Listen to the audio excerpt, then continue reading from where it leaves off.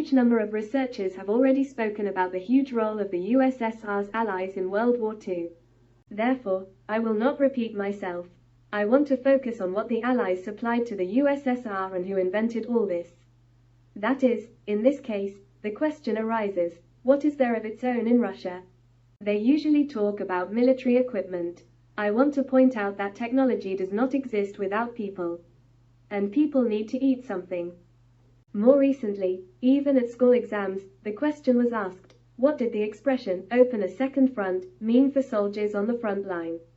And few of the students were able to answer correctly. It meant opening a jar of American stew. Canned food is generally an indispensable thing at the front to this day. Frenchman Nicolas Appert invented canned food in 1804. Porridges, by the way, were also canned. First, Emperor Napoleon himself ate them, and then handed them over to his army.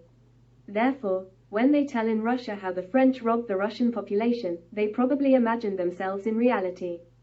So, Soviet soldiers could fight primarily for food, a stew supplied by the Americans and invented by a Frenchman. They also had condensed milk, invented by the American Gail Borden in the middle of the 19th century. Egg powder, which began to be produced in England in the mid-30s of the 20th century under the leadership of Albert Grant. Dry soups were supplied, invented by the Swiss Julius Maggi in the 19th century. Undoubtedly, chocolate in tiles, which was invented in the first half of the 19th century by the Dutch chemist Conrad van Houten, also played a huge role.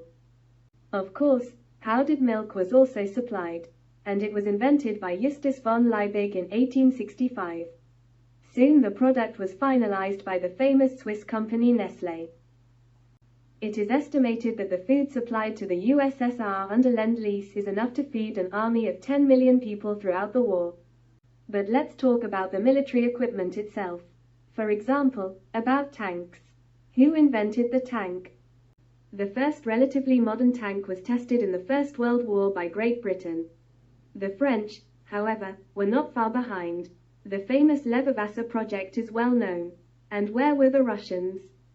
Aircraft were also supplied to the USSR. I think everyone knows the first plane of the Wright brothers, who built it based on research by British and German scientists. Cars were also supplied to the USSR. The first car powered by an internal combustion engine was designed by German engineer Carl Benz.